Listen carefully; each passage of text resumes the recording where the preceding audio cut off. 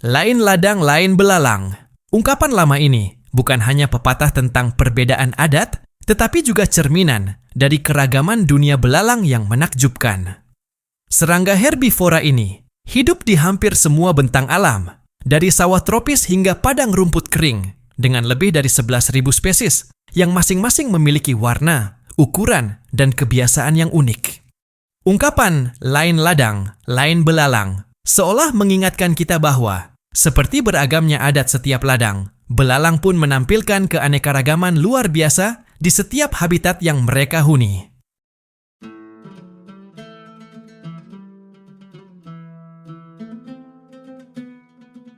Belalang termasuk serangga dari ordo Orthoptera dan tersebar luas di hampir semua benua, kecuali daerah kutub. Mereka lebih menyukai habitat padang rumput, ladang, dan lahan pertanian karena kaya akan tanaman hijau yang menjadi makanan utama. Beberapa spesies juga dapat ditemukan di hutan terbuka, semak belukar, dan kawasan savana. Jenis belalang sangat beragam, mencapai lebih dari 11.000 spesies di seluruh dunia. Salah satu yang paling dikenal adalah belalang gurun, yang kerap memicu wabah. Ada juga belalang hijau, yang memiliki warna cerah dan suara khas, serta belalang kayu yang lebih kecil dan beradaptasi dengan lingkungan berdaun lebat. Juga belalang sembah sebagai predator kecil yang mematikan, dengan karakter waspada seperti menampilkan jurus-jurus kungfu. Di Indonesia sendiri, belalang sawah dan belalang kembara sering dijumpai dan berperan penting dalam ekosistem sebagai pengendali pertumbuhan vegetasi. Namun, beberapa jenis belalang tertentu dapat menjadi hama serius bila populasinya tidak terkendali, merusak padi, jagung, dan tanaman pangan lainnya. Perbedaan jenis belalang dapat dilihat dari warna, ukuran, dan kebiasaan hidup. Misalnya, belalang gurun terkenal akan kemampuan migrasinya dalam jarak ribuan kilometer, sementara belalang daun lebih cenderung hidup menetap di area dengan tutupan vegetasi rapat. Belalang dikenal dengan kaki belakangnya yang kuat untuk melompat jauh, sayap yang mampu membawa mereka bermigrasi dalam kawanan besar, serta kemampuan kamuflase yang membuatnya sulit terlihat di antara dedaunan. Kehidupan belalang mencakup siklus sederhana, namun penting, bertelur di tanah, menetas sebagai nimfa, lalu berkembang menjadi dewasa, yang berperan menjaga keseimbangan ekosistem, sebagai pemakan tanaman dan sumber pangan bagi burung serta reptil. Populasi belalang dapat meningkat drastis dalam waktu singkat. Dalam kondisi lingkungan yang mendukung, satu betina dapat bertelur ratusan butir dalam sekali siklus. Telur biasanya disimpan di dalam tanah yang lembab dan menetas dalam beberapa minggu, tergantung suhu. Fase kehidupan belalang dimulai dari telur, nimfa, hingga dewasa. Nimfa mirip dengan belalang kecil, namun tanpa sayap, kemudian mengalami beberapa kali pergantian kulit atau molting sebelum menjadi dewasa penuh. Proses ini memakan waktu sekitar 5 sampai 6 minggu.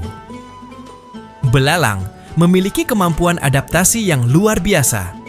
Jika makanan berlimpah dan jumlah populasi meningkat, belalang dapat mengalami perubahan morfologi dan perilaku dari fase soliter menjadi gregarius atau berkelompok. Inilah yang menyebabkan terbentuknya kawanan besar yang mampu bermigrasi jauh.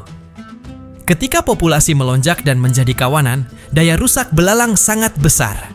Satu kawanan besar dapat berisi miliaran ekor belalang, yang masing-masing mengonsumsi makanan setara berat badannya setiap hari, sehingga dapat menghabiskan hasil panen dalam waktu singkat. Belalang memiliki pendengaran yang tidak biasa. Organ pendengarannya justru terletak di bagian perut, tepatnya di pangkal kaki belakang. Struktur ini memungkinkan mereka bisa mendeteksi getaran dan suara frekuensi rendah dengan baik, hingga membantu menghindari predator yang mengincar. Mereka juga dikenal sebagai atlet di dunia serangga. Kaki belakang belalang dirancang seperti pegas, hingga memungkinkan melakukan lompatan sejauh 20 kali panjang tubuhnya. Mekanisme ini melibatkan penyimpanan energi di sendi lutut yang dilepaskan secara cepat. Selain itu, belalang memainkan peran penting dalam rantai makanan. Mereka menjadi sumber protein alami bagi berbagai hewan, seperti burung, reptil, dan mamalia kecil. Di beberapa negara, bahkan sebagian di Indonesia, Belalang bahkan dikonsumsi manusia sebagai sumber protein tinggi dan dianggap sebagai makanan tradisional yang bergizi. Sebagian besar belalang aman untuk dikonsumsi, seperti belalang hijau, belalang kayu, dan belalang kembang yang biasa ditemukan di ladang atau hutan dengan lingkungan bersih. Jenis yang berwarna mencolok atau mengeluarkan cairan berbau menyengat sebaiknya dihindari karena bisa mengandung racun alami. Belalang mengandung protein tinggi, asam amino esensial, zat besi, seng, kalsium, vitamin B kompleks, serta lemak sehat yang bermanfaat untuk energi dan perbaikan jaringan tubuh. Kandungan seratnya juga membantu pencernaan, menjadikan belalang sebagai sumber pangan alternatif bergizi tinggi yang mulai dilirik sebagai makanan masa depan. Belalang juga memiliki kemampuan kamuflase luar biasa. Warna tubuhnya bisa menyesuaikan dengan lingkungan, seperti hijau daun atau coklat tanah, untuk menghindari predator. Keunikan ini menjadikan belalang tidak hanya menarik untuk dipelajari, tetapi juga penting dalam menjaga keseimbangan ekosistem. Kendati demikian, wabah belalang telah tercatat sejak ribuan tahun lalu sebagai salah satu bencana alam yang mempengaruhi peradaban manusia. Dalam kisah-kisah kuno, belalang menjadi simbol ujian besar, misalnya yang menimpa Mesir pada masa Nabi Musa. Catatan sejarah Tiongkok dan Timur Tengah juga menunjukkan bahwa kawanan belalang pernah menghancurkan panen, mengakibatkan kelaparan luas. Di abad ke-19, Amerika Serikat mengalami serangan Rocky Mountain Locust yang begitu dahsyat hingga menutupi langit dan merusak ladang sejauh ribuan kilometer. Wabah ini menyebabkan kerugian ekonomi besar dan mendorong pemerintah untuk mengembangkan cara pengendalian hama yang lebih sistematis. Wabah belalang umumnya dipicu oleh kondisi iklim tertentu, seperti curah hujan tinggi yang diikuti musim kering. Kombinasi ini membuat tanaman tumbuh subur, memberi belalang makanan melimpah, dan merangsang perkembangbiakan dalam jumlah besar, sehingga populasi yang awalnya terkendali bisa berubah menjadi bencana.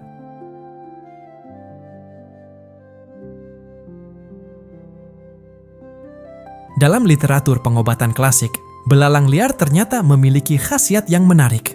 Disebutkan bahwa asap dari belalang yang dibakar dapat membantu meredakan sulit buang air kecil.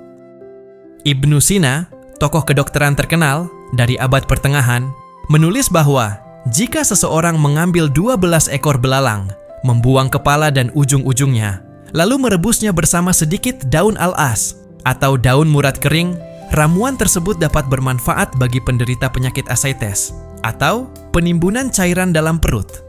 Bahkan, belalang berleher panjang dipercaya dapat meredakan demam kuartana bila digantungkan pada penderita.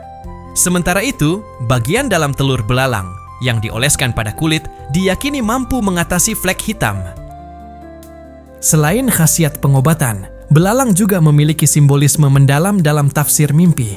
Dalam pandangan para ulama, belalang dilihat sebagai salah satu tentara Allah karena menjadi bagian dari tanda-tanda yang diturunkan kepada Nabi Musa. Mimpi melihat belalang bisa melambangkan azab, sedangkan larvanya melambangkan orang-orang dengan akhlak buruk. Namun, jika belalang yang dilihat jatuh di tempat yang bisa diambil dan dimakan, mimpi itu justru diartikan sebagai pertanda kebaikan dan rezeki. Dikisahkan, seorang lelaki pernah menceritakan mimpinya kepada Ibnu Sirin, seorang pakar tafsir mimpi ternama. Ia bermimpi menangkap belalang, lalu meletakkannya dalam sebuah kendi. Ibnu Sirin menafsirkan mimpi itu sebagai pertanda bahwa lelaki tersebut akan memberikan uang perak kepada seorang perempuan, dan benar saja, hal itu terjadi. Jika seseorang bermimpi hujan belalang emas, hal itu ditafsirkan sebagai balasan dari Allah atas kehilangan yang dialami, sebagaimana kisah Nabi Ayub. Namun demikian, semuanya tentu atas takdir dari Allah, karena Allah yang Maha Tahu atas segala sesuatu yang terjadi di alam semesta.